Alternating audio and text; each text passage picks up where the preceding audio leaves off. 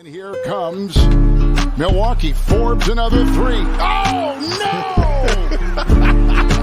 no! This is the Random Screw Heap Podcast. We've done it. Put the brooms away. Ba, ba, ba, ba, ba, ba, ba, ba. We did it. What they said we couldn't do.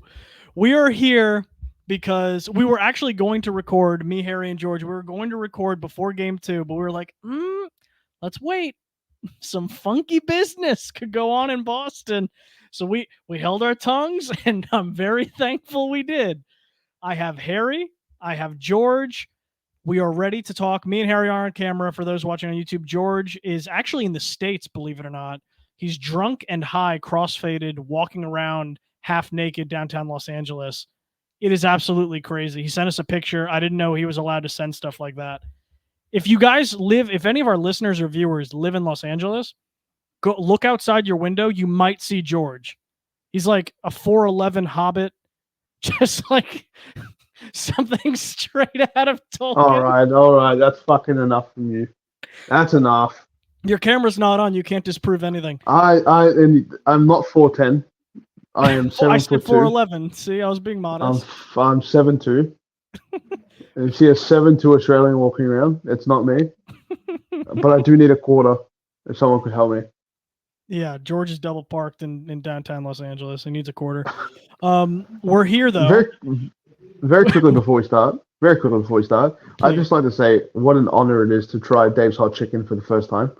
That is, I told you, George. Way off topic. George texted us earlier today and said, "Hey, what should I eat? I'm in downtown Los Angeles. Should I eat Wendy's? Should I eat Popeyes? Or should I have Dave's Hot Chicken?" Like, do I want an A on this test, or do I want a C or a D? Like, what the fuck do you think the answer is going to be? You always have to do local chains, and I'll hook you up on that. And Dave's isn't local, but it's the closest out of all of those. But like someone said for me to eat Culver's, and I didn't. Not Culver's. I forgot. Was it Culver's?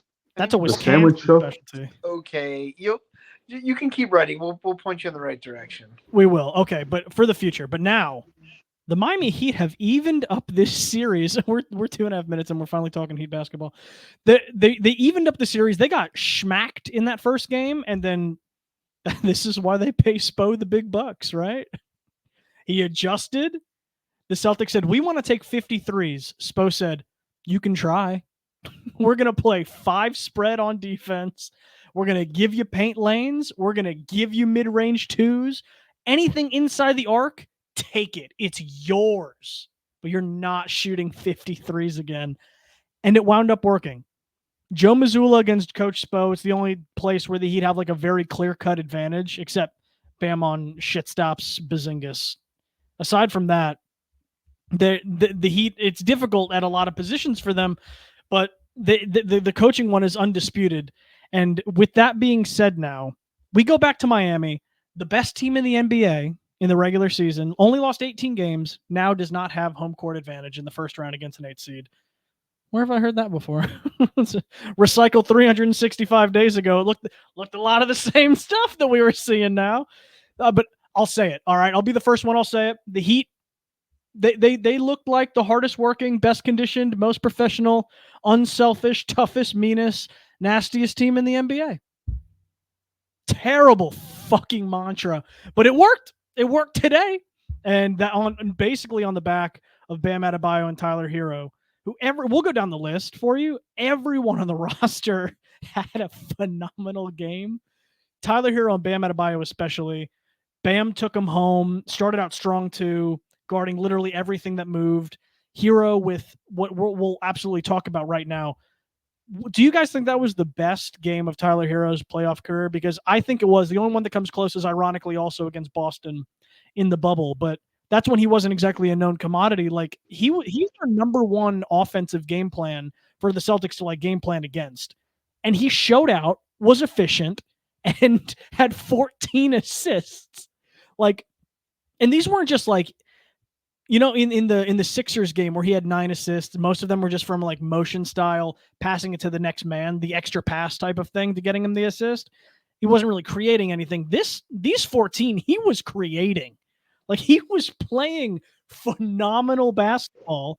And He's it's funny played 2K. he's had terrible showing in his career, but now he's turning it around. Maybe like, how did you guys take the Tyler Herro performance, George? Let's start with you. He played a full 2K game out there today.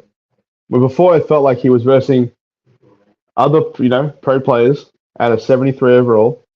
Today it looked like he was a 91 overall against the computer. He was, for the first time ever, I can call him integral to what the Heat did today. And that's the first time I mean that with a positive connotation. Because Tyler Hero had a tendency to shoot when he should have passed and pass when he should have shot. But today he turned that all around and had what I 100% believe is the best game we've seen out of Tyler Hero since the first year he's been in the NBA against Boston. That's there's no doubt in my mind. So you've got to give him his flowers, his props. He really did look like what he claimed to be a few months ago. Said that he's on the same level as a Trae Young or a Luka Doncic. Definitely not there yet, but it looks like he finally believed himself. It looks like, think bigger. It looks like he finally believed in himself enough and actually played the way that the team. And you could see Spo after the game was so just genuinely proud of him and how he played. And hopefully it's the start of a few more Tyler Hero great performances. I agree wholeheartedly. Easily his best game of his career, in my opinion, because that's like a real atmosphere too. It's not like the Orlando situation. Harry, completely different, but same question to you. If you could trade Tyler Hero right now, would you do it? Yeah, absolutely. I think whatever you could get, because he played, like, you asked a question, George gave a good answer. Like, that's the best game he played because you could argue that he was in total control of the game. So I don't really like when Hero takes a lot of shots. I don't think that benefits him or the team. So the fact that he had a very nice 24 points on 13 shots, very efficient game, very like good playoff efficiency, right? Like, you don't need to score as much in the postseason because the possessions are kind of tougher to come by and the defense is better. Overall, you can see the scores across the league in the playoffs are way down from the scoring in the regular season. So 24 points on 13 shots is a great game. And then the passing was really good tonight. I think a lot of times you watch Hero play and it's like you were saying, he kind of makes the pass because he had to, and the guy makes a shot. These were very well-intentioned, good plays. In the fourth quarter, the Herro Bam pick and roll, pick and pop was cooking. They had the Celtics exactly where they wanted them. That was very much like a dance, puppet dance kind of. It was working well. And I know we'll eventually get to Bam, but I always think it's interesting when Bam can go weeks and months in the season where that mid-range is so bad and so off. And then there are games and you're feeding him in the fourth quarter. And in this case, you have to feed him because obviously Jimmy is out for a while. We don't know what's going on with Rozier's neck. So it's Bam and it's Tyler. That's where you're getting the offense from. And when that 18-footer jumper from the top of the key is working for him, he's hard to stop because the teams aren't willing to come out and guard him out there. It opens up too much in the paint if they were to give him probably the full respect that he deserved tonight. And that play was working really well. So you're kind of looking at this team, you're looking at the game. You have to give Hero props for the game he played and the control that he had. He looked, in my opinion, I thought he looked like the most controlled ball handler on the court for either team. Because I think you got you got good games from some guys on the Celtics over there, but we can talk about it later and we'll see how the series goes, obviously. But Tatum's out of some of those guys are out of control to me. Like the stuff they get away with, the fouls they're doing, they're wild and they get away with a lot of it because they're stars. But it's like the Heat are working so hard on the other end, and so you had Herro, you had Bam, and you had a really good game plan where the Heat were like, we have to make a lot of threes to win, especially on the road. And they ended up breaking a franchise playoff record with the 23 made threes. And it wasn't just, again, the makes, but on 23 out of 45 is like amazing shooting in general, amazing, even better from three. And I think they were just like, listen, Boston, if you're going to beat us, great. Like, give us your best shot. We didn't like the way we played in game one. This is our best effort. Like, here you go. And those guys faded, man. Like, nine points or was it 6 points for Porzingis? Yeah, Shitcraps Bazingas had 6 points and was a negative 32. I was sitting next to my when we were playing poker next to my brother who had put in a parlay, and the only thing he got wrong was he was like an 8 or 9 leg parlay. The only thing he got wrong was he said Porzingis would score more than 10. So it was just like, yeah, that's kind of crazy. Like, yes, Bam should dominate that matchup. That's not a hard matchup for Bam. I think Porzingis on the other end is a tougher matchup for the Heat, like what he can do with his length and his size on the defensive end. I don't think his offensive game is necessarily something the Heat are afraid of, but all he does is really stretch the floor that they hadn't seen before. Like, they have to respect his shot more than they had to respect Horford's shot in the previous 3 series that they've played against Horford. It's not the same with Kristaps. They literally have to respect it. But in a couple of the games where the Heat were like really close with Boston in the regular season, they lost because of the rebounding battle. That hasn't necessarily been the case now. And this has been, for me, LJ, this has been the Celtics for years because I don't think as many moves as they've made, as much as they've added. Obviously, Drew Holiday's a nice addition. Porzingis had a good game too, yeah. Porzingis at his price was a nice addition. They have to make threes at a high clip to win. I don't know the exact statistic, but when they hit above 40% from three, they will win. And when they shoot below 40% from three, they are most likely going to lose.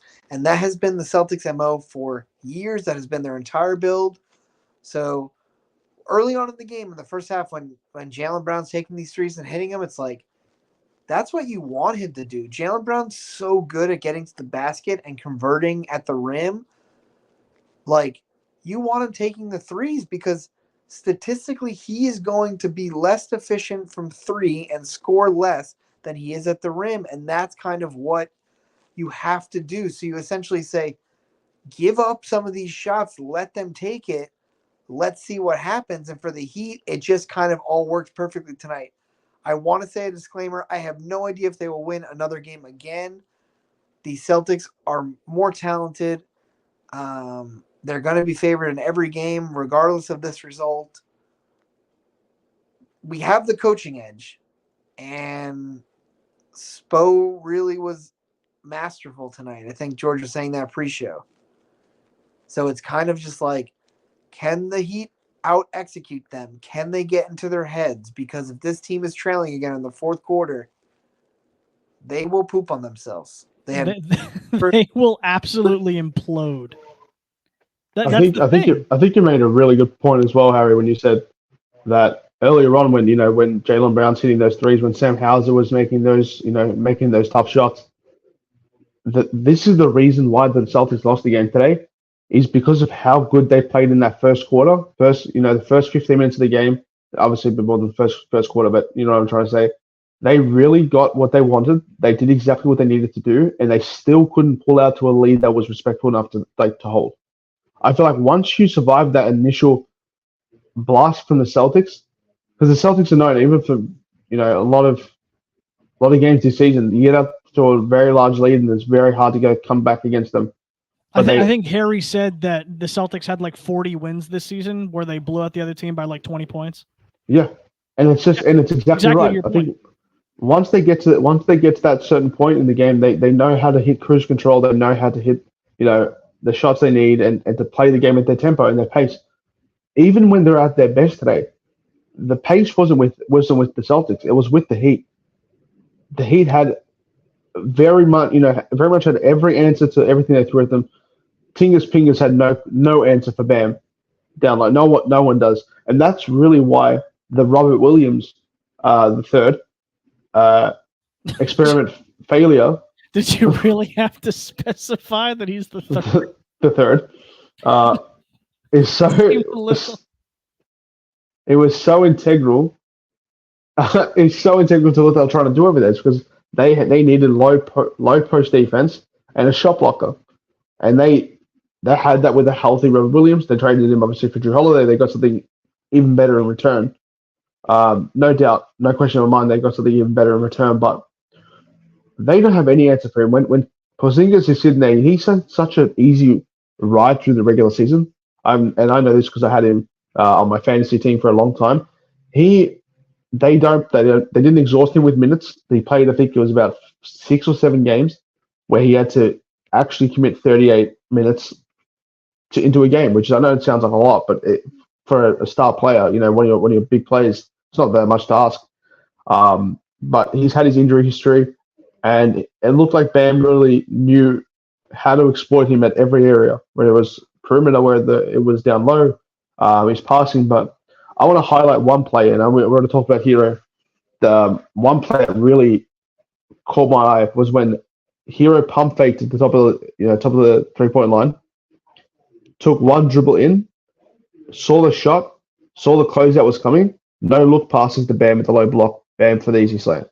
That was poetry, because that's exactly what I wrote this on Twitter as well. The game that Herro had today, this was before halftime. That's exactly the way you need to play. And I'm so happy he's had this opportunity to do this now, because obviously very integral to what we're trying to do for the rest of the postseason. And Harry said it best. Who knows if we can win another game? I think that win is by far the most satisfying win of the season. It's given me so much to think about, so much to watch back, so much replayability, and it's just for a season where we've had our hopes dashed and very often doubted this team.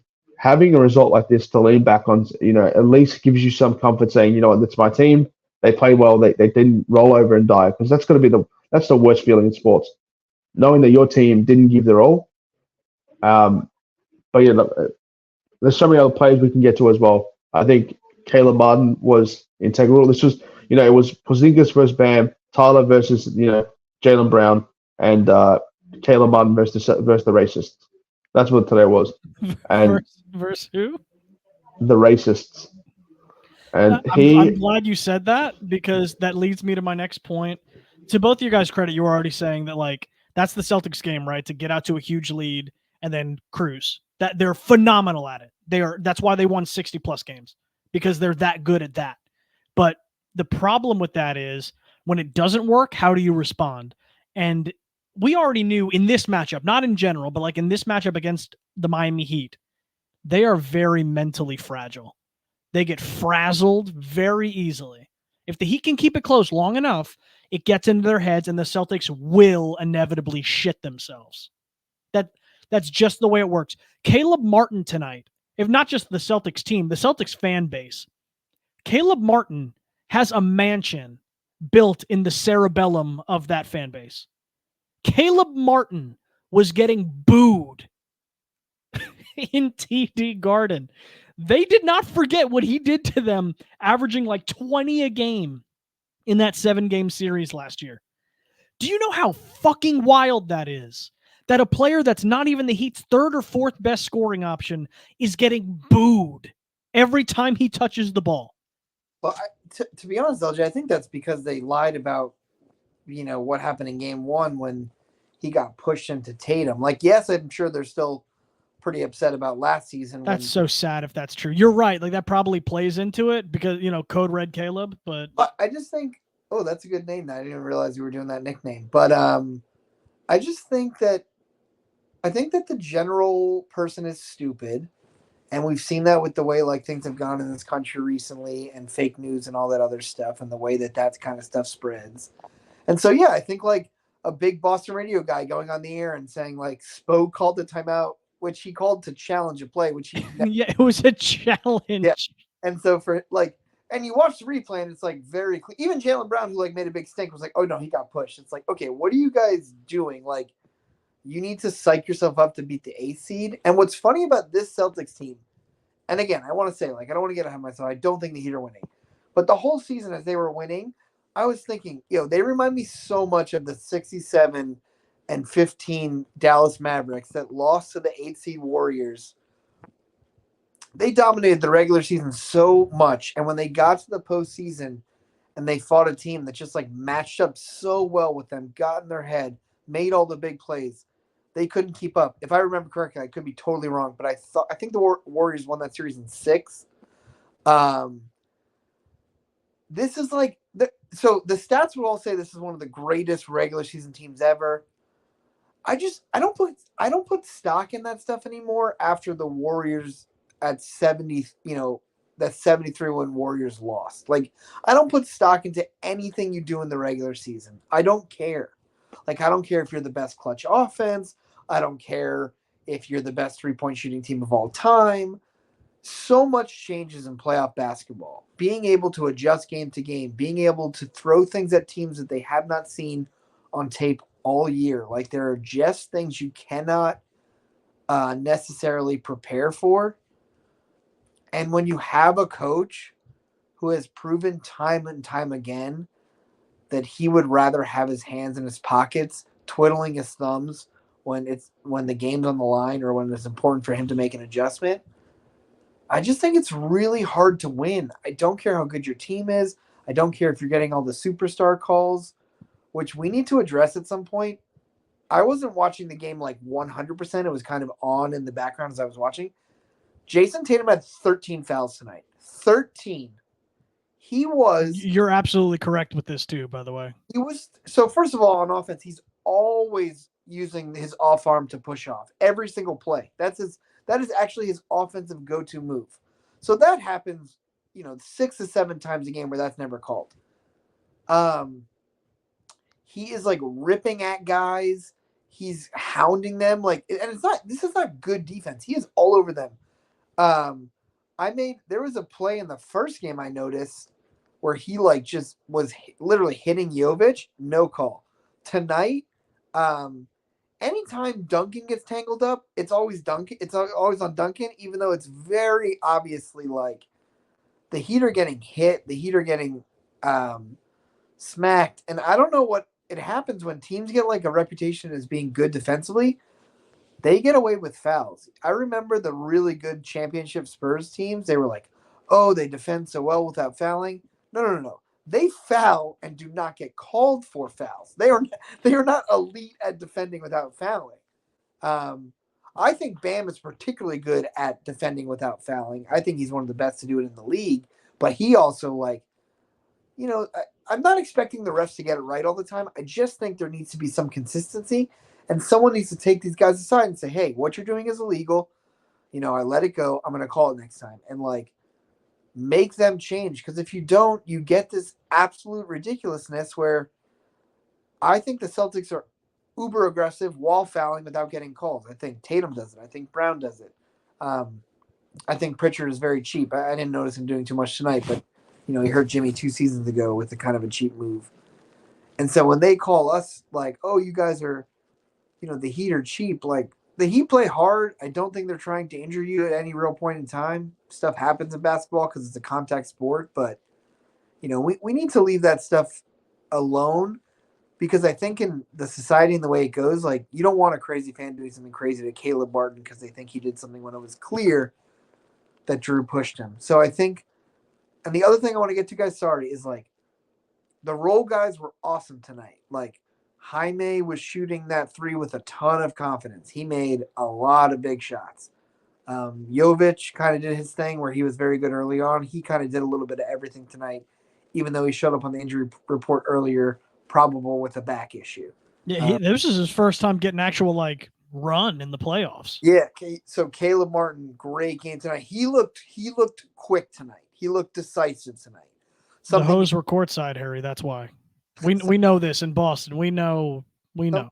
Something you hadn't seen a lot from him this season. I thought whether it was the knee tendinosis or other things, he hadn't looked particularly quick in his moves. The guy I actually really like, don't understand why he didn't play a lot in the regular season. Actually thought he needed more fourth quarter minutes, even though we ended up winning, and I'm not going to dispute how big of a win that was. I think DeLon Wright's got to play a lot more. I think the defense is so good. He took one dumb three tonight that I noticed. Otherwise, I'm like, that guy plays controlled basketball. He's not going to turn the ball over. He's playing elite defense on the other end. He is going to screw the other team up. It was exactly the way they didn't beat us, but it was exactly the way he played against Herro when he was on the Hawks a couple seasons ago. It's literally they got Jason Tatum, but we got DeLon Wright. Yeah. So. Other guy I want to mention, and you guys can also go pick who you like. I thought Haywood Highsmith was great tonight. Like, he's shooting the ball with confidence. He's got the toughest matchup on the other end, basically guarding Tatum if he's out there, or if he gets switched on to Brown or something. He's guarding a bigger wing for him. And he's just, like, not afraid. So, like, if these guys are going to shoot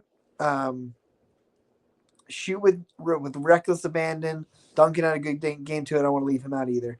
And it's like, these guys, if they're going to house money, Heat is a dangerous team. And this isn't house money like last year where they made it and it was Celtics at 2 and the Heat at 8. And it was what they said, Heat have a 3% chance to win. Like, no, they had a shot. It was small. I didn't think they were going to do it. But when they stole game 1 and then they went up game 2, you're like, oh, they're going to win this series. I realize it went a little sideways, maybe 1-7, but like, this is scary for the Celtics. They're supposed to be in the finals. Some people would pick them to win, but those people are stupid. But let's just say, fine, they're supposed to win the East. How do you have confidence in them? Again, I don't think they can lose a game. I think they're still going to end up beating us, but like, this team, like you said, gave up home court within the first 2 games of a series in which they won so many more games than anyone else, with a coach who has no idea what he's doing, with superstars that with stars that depend on getting calls all the time, with role guys that like don't always show up, aren't super clutch down the stretch, have had a lot of games where they blew it. It's like, you got to feel pretty uncomfortable as a Celtics fan tonight, because they're having flashbacks 100% because LJ, what can they do? So if they don't win this series, they just inked Holiday to the extension. They're nuked. Like, that's the team. Then you have to extend. They trade Brown for sure if that happens. If you don't get out of the first round, Jaylen Brown. You trade Brown 100%. And even if you look to dump that Porzingis money somewhere. And I'm not saying that he's not a good player. He's definitely not done a bad thing over there. I think he's played some of his best basketball in his career under this Celtics banner. But you're in for a lot of money, and you don't want to it's the same thing with the Heat. Sometimes you get players that come out of nowhere and play really well, aka Sam Hauser, which are going to want to ink extensions, and they're going to want to get paid, and you're not going to have the money to do it, and you start sacrificing bench depth for that. The Celtics have always been a really spend trigger happy team. They always have. When they have the opportunity to spend, they will, and they don't hold it back. I think Brad Stevens going to that front office was the best thing that happened to that organization in a long time since Kevin Garnett went there and when they won a chip. I think he's a phenomenal GM. I think Mazzulla is a terrible coach. I'm going to get into my Harry bag a little bit, the tiniest bit now. They have so much money on their books that the fear of that coming to fruition, the fact that you'd have to dump a star and look, Jaylen Brown's had his question marks attached to his name for a long time now, and I think that's just not going to change because they're going to, if they won tonight, they were going to show the replay of him cutting to his left and the left-hand layup over, I think it was Caleb Martin earlier in the game. They were going to spam it, but at the same time, he has his shortcomings. And you have to think, okay, we've tried this build for this many years, X many years. Something has to change. And even the Heat made a change with their build. They reluctantly made a change with their build. They traded Kyle Lowry. They got Rozier in. But some could argue the stagnancy of them not moving one of those big players to something a bit more useful could come back to bite them big time. And the fear has to sit in if you're a Celtics fan. Look, the Celtics fans right now might probably just like, okay, it is what it is, whatever. But if you lose one more, if you lose the next game, that's when it becomes scary. That's when the reality sets in because you're not staying at your house anymore. You're coming to the Heat's house. And yes, the jokes say they don't fill up stadiums and this and that. There's traffic. The stadium gets packed anyway. It is what it is. You know, it's funny you make little corny jokes, but if you're going to win, if the Miami Heat are going to win, and I'm not going to correct something that Harry said. I'm going to just add to something. It's not that I think the Heat are going to lose the Celtics. I think it's probable the fact that the Heat are going to lose the Celtics. Do they have a shot? Absolutely. I think there is 100% a shot. You need to make them sweat a little bit. You have to. You extend this thing to 6 games. It's already beat themselves. There's no reason. There is absolutely no reason that this should be beyond 5 games. Shouldn't have even been from the Celtics' perspective, right?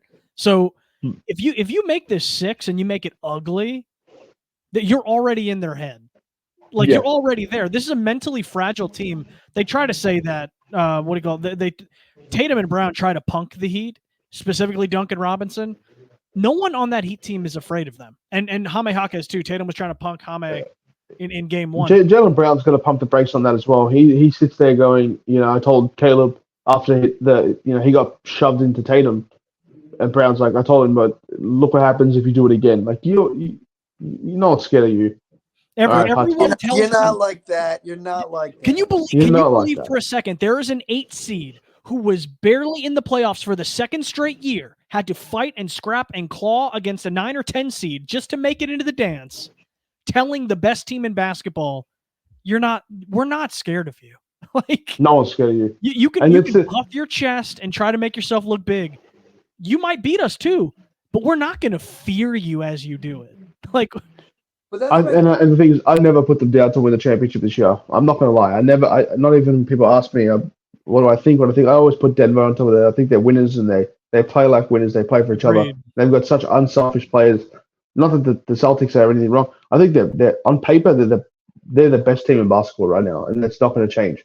But a point that Harry made before, your regular season record means squat diddly scut duck kiss him or by the end of it. It means nothing.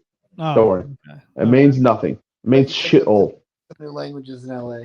Yeah, Harry's right though. Like paper doesn't win rings, by the way. The Warriors lost 9 games all year and then proceeded to lose like 8 or 9 games in that playoff run alone. They went 15 and 9 or 15 and 8 in the playoffs after going 73 and 9 in an 82 game sample. Like it was very much like that. That's a good example of like that team just got real tight and made real dumb decisions. Like, Draymond, knowing that he couldn't pick up another technical and get suspended, did that. So he missed a pivotal game. Then they go back, they go back to Golden State and they have 2 games. Or sorry, they go to Cleveland, lose that game. Then game 7, and it's just like, the players that weren't afraid of the big moment made the biggest shots, and so you have one of the biggest collapses in NBA history, and they slayed the Giant. Like, it's similar. If you're telling me a game is tied down the stretch of the Celtics team, I'm gonna pick the other team. Like, I don't know if I need to know who the other team is.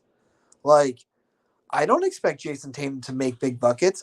I believe he was the worst clutch player in the NBA this season based on his attempts. I got a stat for you.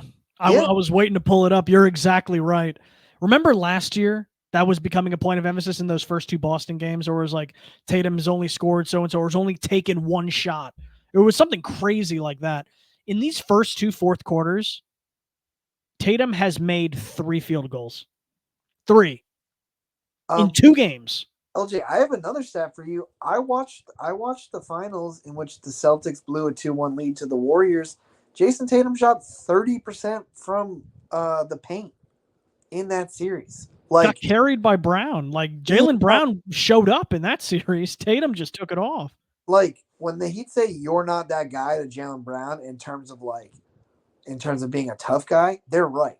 And I would say to Jason Tatum, like, yo, you're not that guy. You're not Kobe Bryant. You're not that dude. And so like I got you tonight. I got you tonight. He's not texting back, Jason. no, that so it's just sorry, my eyes started to bother me. But it's Who's just gonna tell him? Who's gonna tell him that phone's not ringing the other side? no, but it's just crazy to me. Like he's a good player. I think we'd probably do a I think it's tough in ring culture where we put guys down who will end up having Hall of Fame, very, very excellent NBA careers. But there are certain guys that elevate their game in the postseason. There are certain guys that are playoff risers. And there are certain guys that are playoff fallers. And so when we talk about, I had this debate with a friend of mine all the time. He for a while he really liked Tatum, he really likes Embiid, and I'm like, these are not guys you can depend on when the game's on the line. These are not guys you can depend on when it gets real tough out there. And for the most part, these guys are going to let you down. And I think we keep seeing that. So again, maybe he has some clutch moments in the series. Maybe we don't win another game. Maybe it's a 5-game gentleman's sweep, no problem. But I just think like going forward, I don't know how you have confidence in this team. The coach is probably at home watching, three more runs of the town. He's not making any adjustments. Jason Tatum is not going to adjust his game and realize that he can't keep throwing his arms everywhere and hoping to get fouls because sometimes they'll get it, he won't. Jaylen Brown, great driver, great getting to the basket. He's going to continue to shoot from the outside, which, yes, you need to make some, but his game is going to be better when he's driving. I don't know how Porzingis adjusts to the way that he played him tonight. I'm not as worried about. I know people love Derek White; and he's a good player, but it's like they have all these guys that. What's the? I'm looking for this phrase. They are not better than the sum of their parts. They're not. And to interrupt you just for a second, you remember you seen like you just mentioned Kristaps talking all that shit, and it's like, dude, before this season, you've played 10 career playoff games. Yeah, that's Tyler Herro numbers, and Tyler Herro's talking about this is my time to prove that this is what I'm about, and like Tyler Herro, for once, taking the right approach mentally at something, and Kristaps is like, talking shit, and it's like, dude, you've done nothing in your career in the playoffs. Also, George, I didn't mean to cut you off, but I think people were very upset. There was kind of some rumors that a couple of the Heat guys went out and went to like a club after game 1. Oh, they don't care. They don't. It's like, listen, the expectations are so different. These guys are trying, for some of these guys, for Jaime, for Jovic, this is their first real, for Jovic, it's his first real, like, playing in the postseason. He was there last year. He was part of the team, but, like, he's playing.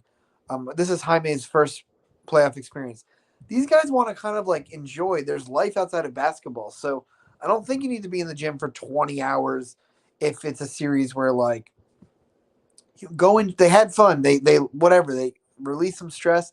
Here they were tonight playing very loose, very free. They did not look like the 8th seed, missing their best player.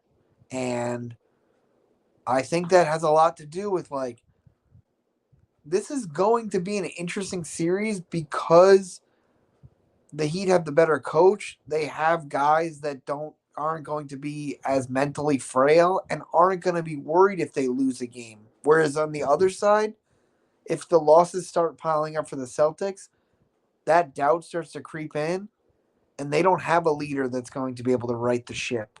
And that could be this series, that could be next series, that could be the Eastern Conference Finals, or that could be the finals. But it will take its toll on them, and they will lose, and they will have to try to pick up the pieces of a team that everyone expected to be there and be competing for a championship, and they'll be home or in Cancun with everybody else. Exactly. And I think someone else that we haven't even talked about yet, really, for the most part, except for Harry just mentioning him, Jaime Jaquez, they got him to play this light-esque Jimmy role in the offense. and he was incredible.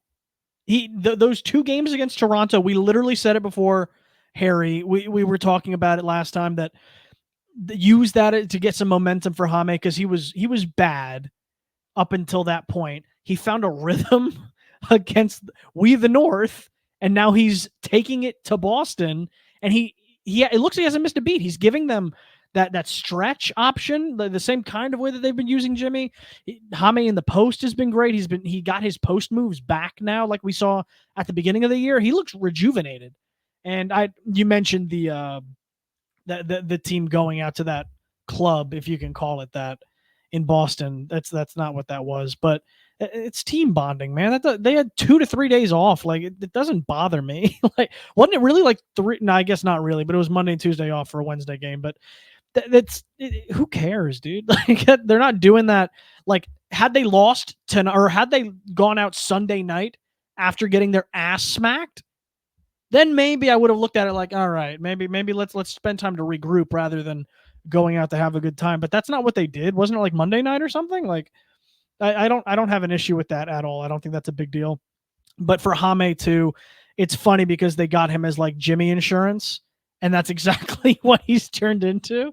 And speaking of insurance, George, do you have a little tidbit of info for me on insurance? Absolutely not. I don't have any. Oh, here we are.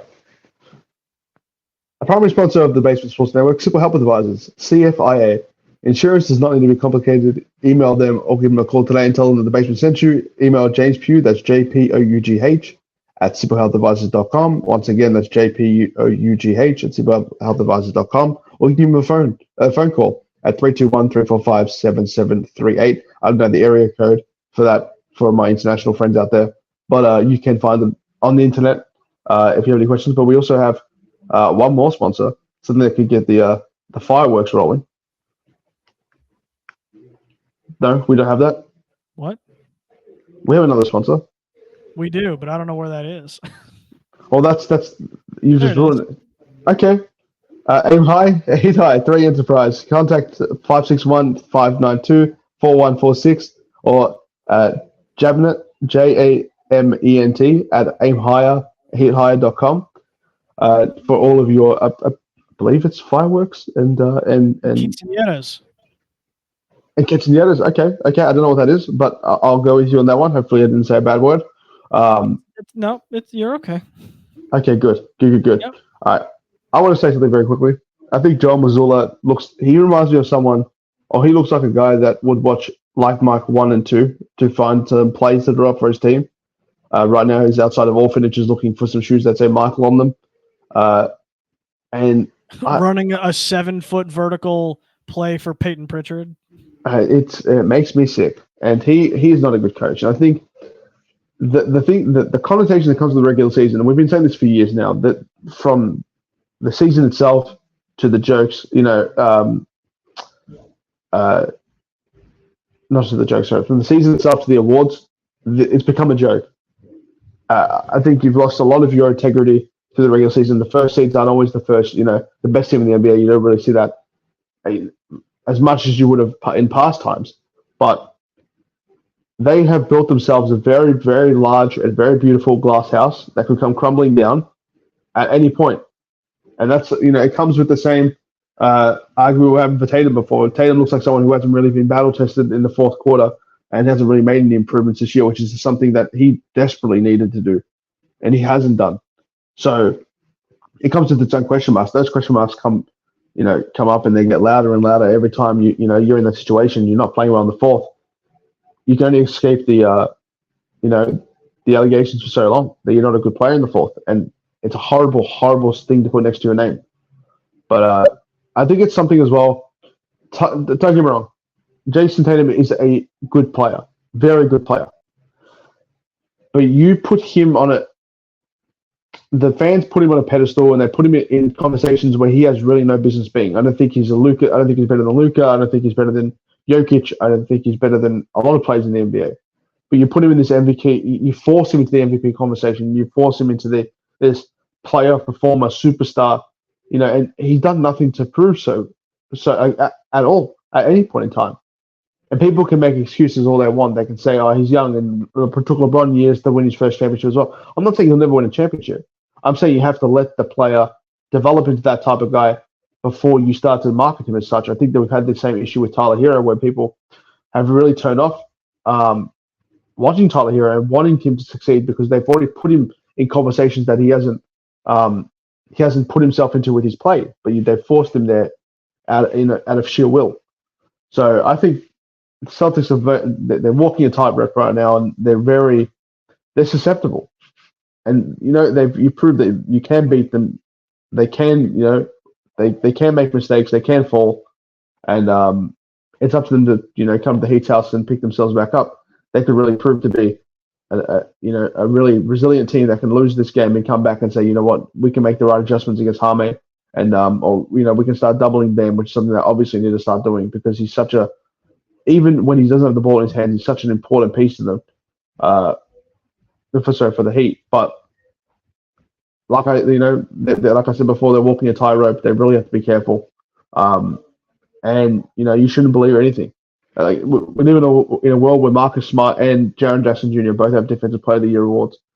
This regular season stuff is a joke. It's miserable, and it's not a good benchmark or valid statistic about how you're going to play in the offseason. Really, it's not. No, you're absolutely right. It's more so like Bam, like you said, I think that's kind of the route Missoula's probably going to take. He'll get inspiration from the town, obviously, and he'll say, let's double team Bam. And I think that's probably going to work to an extent to get them to kind of not use him as the main source of their hub to maybe set screens. And I honestly do believe, though, that Bam is a talented enough passer and he'll be able to make that work. He can make them pay. And I think he's done that before against Boston, literally. In the playoffs, of just kind of, I'm laughing now because I'm trying to respond to George and he just left for people watching on YouTube. But for Harry, who's still here and listening, I think Bam's good enough to he can make Boston pay for that. So I'm interested to see the response that Boston kind of comes with, because Bam, we didn't talk about him too much tonight, even though I thought he was probably their best player outside of Herro. And I don't know, Harry, do you expect this type of Bam to continue? Because in the fourth, when the Heat can sometimes get a little methodical on offense and sit on their hands a little too much, Bam took the keys to the car and drove it home.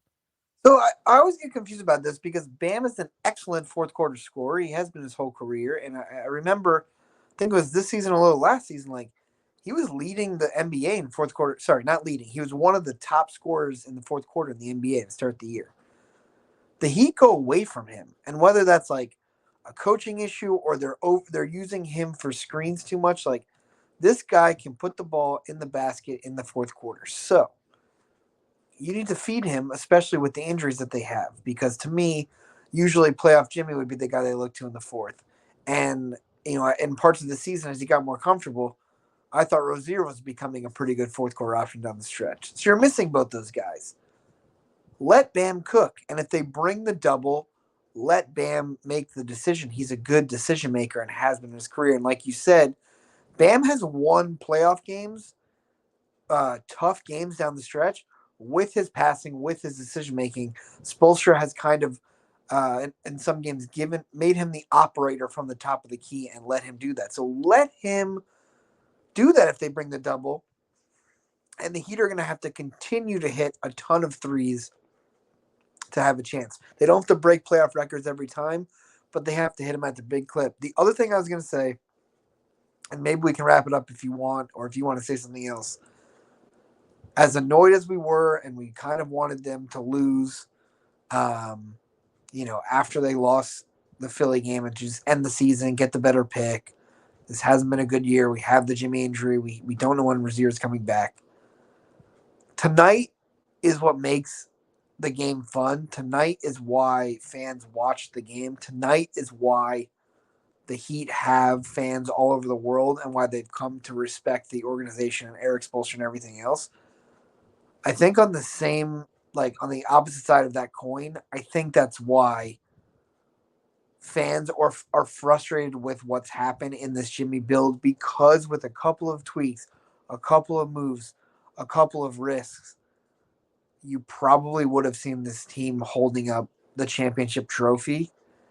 And the fact they've been so afraid to make moves, to move Herro at the right time, to maybe move Duncan, to bring in the real stars to supplement Bam, who's an elite player in this league, to supplement Jimmy so he doesn't have to be the playoff riser he's been and unfortunately has now gotten hurt in 5 straight seasons.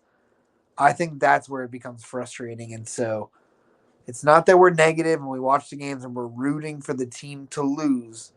It just means that, hey, we've had opportunities. I think we've missed out on some of them. And this team, regardless of what happens this playoff series, needs to really figure out, hey, how can we win moving forward? How can we match up against Denver? Because they're the best team in the league and they're the best team out west. We can make it through the East. How do we win this thing? And those are the forward-thinking, logical but semi-risky moves this team has to make. And I think that's why people get frustrated, is because they've been so close. They've gotten a taste of, the finals. They've been there. They got to find a way to win this and really figure out how to try it and be successful winning a championship moving forward. That's what's been frustrating about this build. But nights like tonight are why you love the game and why you're a fan of the Heat and basketball. Well said, honestly. And just to your earlier point about Bam, he has won them games before with his passing. You don't have to look too far back. Is the clincher against Milwaukee last year. He fed so many passes to Jimmy on cuts to get the layup. Jimmy's not here now. They'll have to find other ways to take random cuts. I think Haywood has kind of been sliding into that role. If I've been noticing, I haven't been rewatching the games. Obviously, I'm not Brady Hawk or anything, but I was noticing in real time where it's like, all right, Haywood's kind of taking these back cuts now, something that Max Strus used to do as well. But that they might have to go that route. We'll see. We don't have to wait too long. They play on Sunday or Saturday? I think Saturday. So game 1 in Miami. I'm excited for it because you got to look at it, man.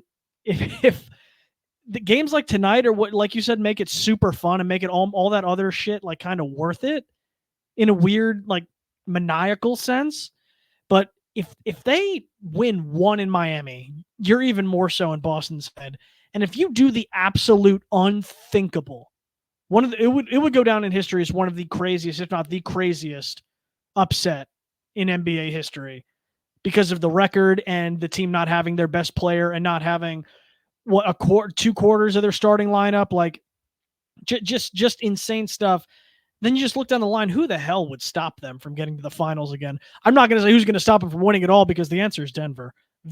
The answer is the top 6 teams in the West, and any one that makes it. That's who's stopping them. But aside from that, yeah, they're in good shape right now, and the game plan is there. Hit your threes, play good defense. Don't let Boston get to their game plan because that's what they want to do. They want to take threes. Don't let them take threes. Force them to take what you're giving and then try to play the patience game. I think Boston's an impatient team. They want to do things their way. I know the city of Boston wanting to do things their way. Who would have thought? But it is what it is, and I'm excited for. I'm excited now, and I wasn't excited 24 hours ago. So the Heat do their thing again, man. They do exactly what they could do. If you want to add anything, you can. Otherwise, I just want to say take care, be good people. We will talk to you guys probably after the 2 games in Miami. We'll recap after that, and we'll see where the Heat stand. We love you. And again, take care, be good people. Need a stop and a rebound. Fournier for 3. Oh, my. That was the Random Scrub Heat podcast.